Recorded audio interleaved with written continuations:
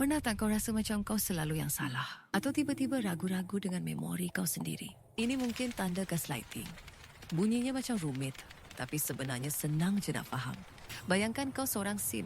Mood kau tengah happy. Lambob kau hijau terang. Tiba-tiba, kawan kau datang dan cakap, "Kenapa kau marah? Kau nampak bad mood je. Padahal kau tengah gembira." Tapi dia asyik cakap benda yang sama. Lama-lama, lambob kau pun bertukar jadi kuning. Moodlet happy. Hilang. Kau mula fikir, betulkah aku tengah marah? Itulah gaslighting. Ia adalah satu bentuk manipulasi di mana seseorang buat kau ragu-ragu dengan realiti kau. Macam mana nak sedar? 3 tanda mudah. 1. Kau selalu minta maaf walaupun bukan salah kau. 2. Kau mula persoalkan ingatan kau sendiri. Aku ada cakap macam tu ke? 3.